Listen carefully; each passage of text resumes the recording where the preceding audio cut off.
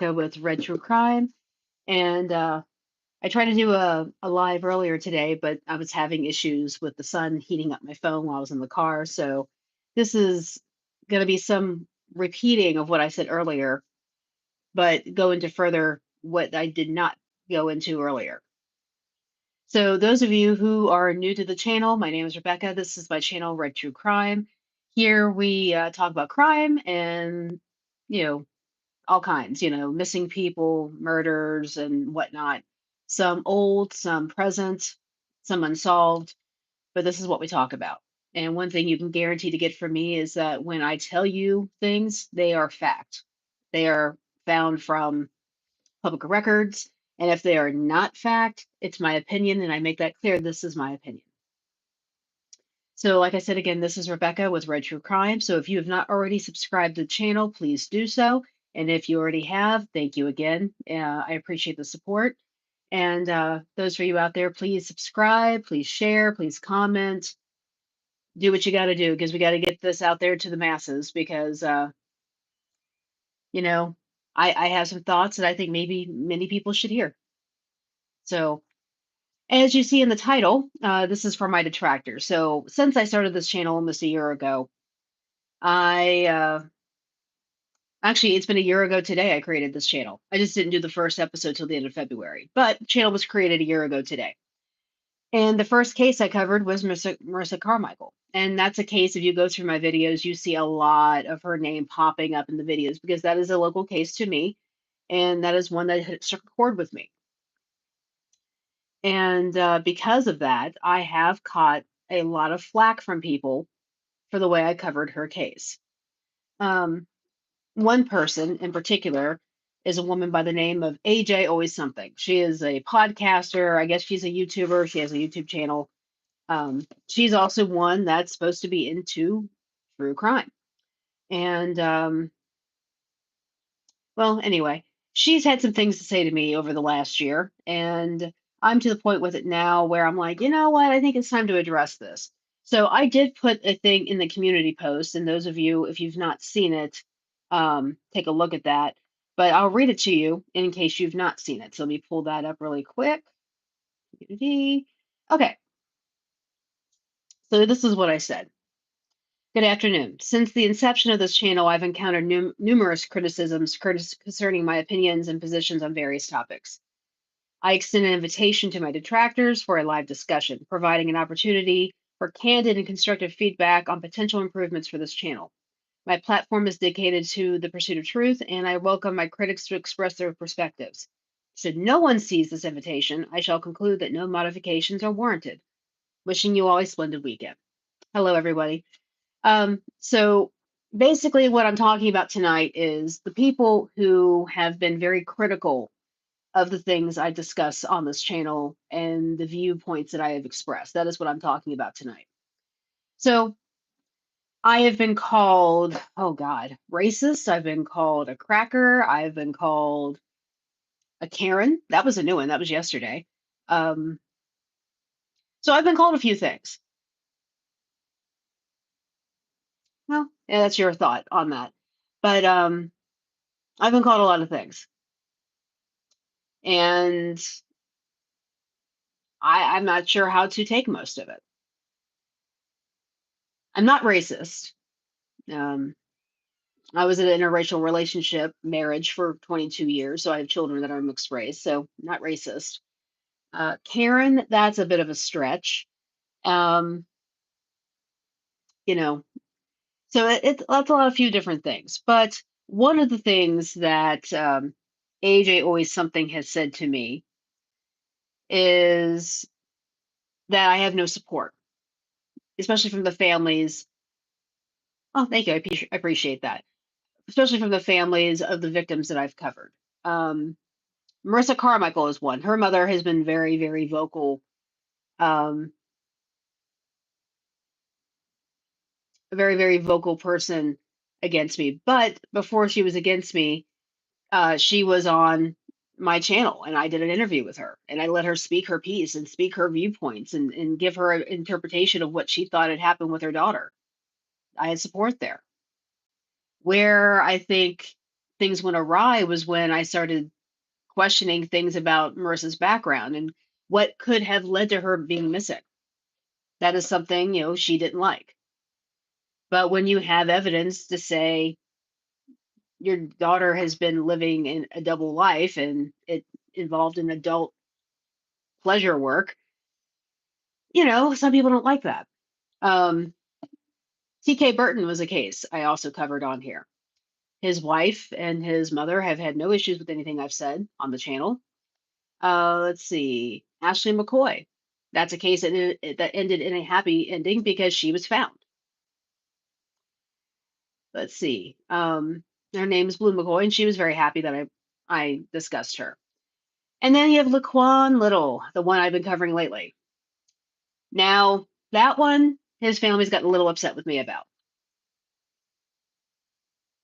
And the reason being is because when Laquan Little went missing, um, okay, um, when Laquan Little went missing, I did a little bit of a research on him, and I found out some things that were not good.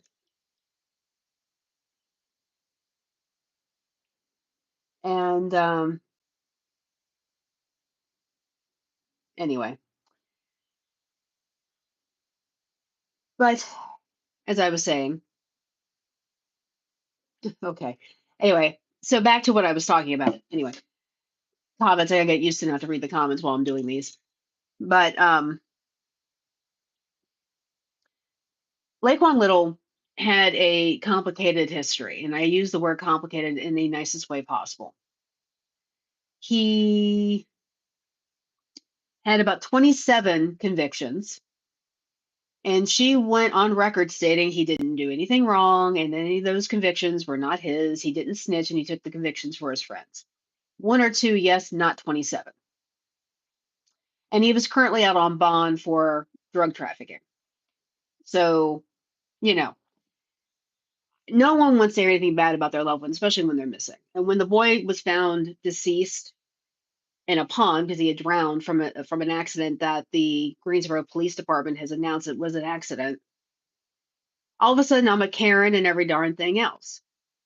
And right, people do not like the truth, and that's the thing. When you watch Red True Crime or listen to true crime in general, you're going to hear facts, and not always you're going to hear things that you want to hear or see or any of that. But it's the truth, you know. The chief of police for Greensboro actually made a very good, interesting point. He said that when a person goes missing, they try to figure out what reasons would they have to be missing. Are they drug addicts? Did they just weren't happy and they were runaways? Different things like that. So of course his history would come into play when they're trying to do a missing person investigation. And everything I've talked about with him is all a matter of public record. I mean, you can just look him up in the court system. Simple as that. But when people want answers to why people are missing or where they could have gone or why they were killed, you have to give theories. And if anything that I've said that is not a fact, I've made it clear this is my theory, this is my opinion. So that is what you're going to get from me. You're going to get facts, or you're going to get my opinion, or you're going to get both in the same scenario, and that will happen. So if anybody out there doesn't like to hear what I have to say, then don't subscribe, don't watch. Simple as that. You don't have to listen to me. No problem with that. So anybody out there got any issues? Let me know. At some point down the road, and I'm trying to figure out how to do this, I'm going to set this up to where people can call in and talk to me, but I'm still trying to figure out how to do that. And that could make things very interesting. But right now, that's all I really had to say tonight. I just wanted to get out there that, oh, good evening. I just wanted to get out there that people make comments. I see the comments, I see the negative ones, and that's fine. You can make them. But don't say anything false about me, because I've had this woman, AJ Always Something, say things that were not true. And, I had to basically ignore that or come out here and talk about things to refute what she was saying. Like she was saying then with the Marissa Carmichael case that my late husband and the guy who was suggested in taking her knew each other, which they never did. So there's that.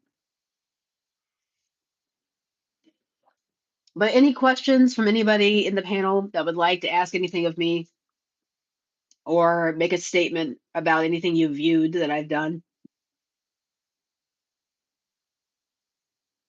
Anybody? Anybody?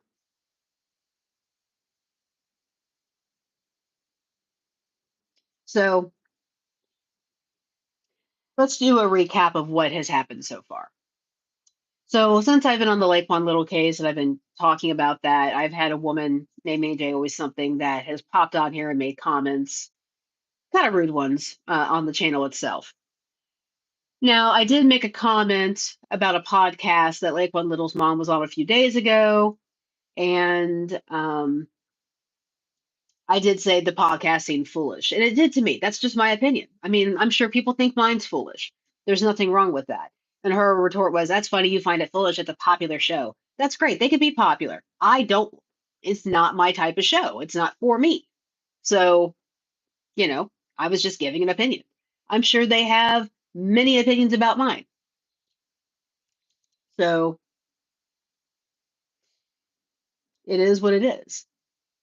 But I can't think of anything else to say. I've given her the invitation. I've actually sent her a message directly asking her to come on here and talk to me, and she feels it's a ploy of me trying to boost my numbers up by debating her, and it really has nothing to do with that. I just want to get it done and get it over with. Like, tell me your issue with me. Why do you keep coming at me? What is going on?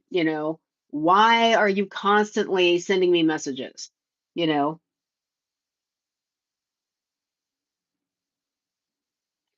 so yeah, these are things that is very aggravating, very, very aggravating. So I'm going to tell you again, at this point, go ahead and subscribe, share, like, whatever, that would be great because it gets the algorithm going, and that, you know, gets the message out there. Because to be real, in Greensboro, we have way too many people missing. We have way too many people that are not being looked for, and that should never happen. Okay, I popped up in your algorithm. Cool. So,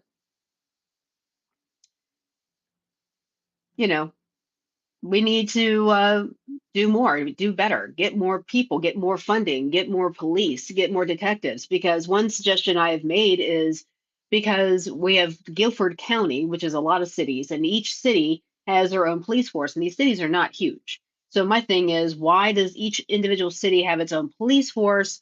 Why not make it one big county force and use everybody from the individual cities to patrol the entire area and work the entire area? Because one thing that's come up is that when Marissa Carmichael went missing, when Lake One Little went missing, it was right around a holiday. And of course, the detectives don't work holidays, which is nice. I'm sure police in other cities would like to know how they get around that. So all I'm saying is more can be done, more can be um, established to get the cases just investigated, because there's just so many. I mean, there's so many cases where they've got a missing person poster and there's no photo. What is that about? There's nothing. Then that's insane. So how do you know?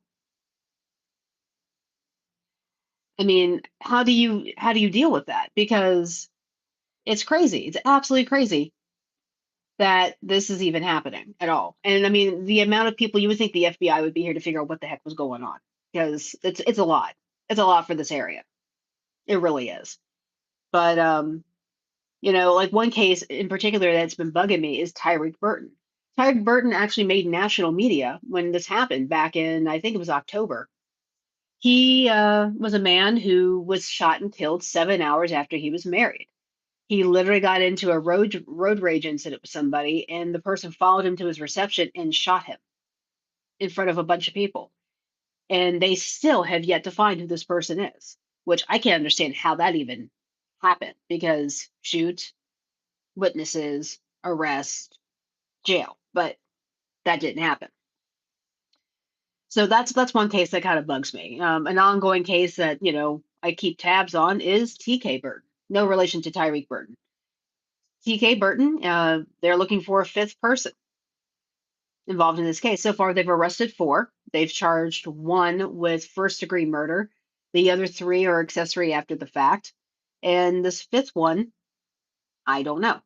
But I know one that's been charged with accessory after the fact is still in jail, never made bond. Jacob Hill, who's the person being charged with first degree murder, is still in jail and he was denied bond. So there's that. And then the other two they made bond and they're out. So who knows what else they're up to. But supposedly there's a fifth person that they're looking for. So let's see. Marissa Carmichael, it's been over a year. Nothing. Absolutely nothing on her case. There's been the story going around that there's a person of interest. There isn't, because the person they're talking about is the person she got in the car with and left the Exxon with, Shawnee Leely, which we all know that he's been interviewed by the police extensively, and they deem him a witness, not a person of interest. So I don't know why that story keeps going out there, why her mother keeps putting that story out there, because, you know, he's a witness. Let's see. The Winston Five, I talked about that. That was five women that all went missing, all within the same like 3 day span in November. One was found. Nothing about what the circumstances were about finding her. But the other four have not turned up, and there's not been any update on that either. It's scary. The whole thing is scary, and it makes me wonder: is it safe to even leave the house anymore? Um, because you have, especially with Marissa's case.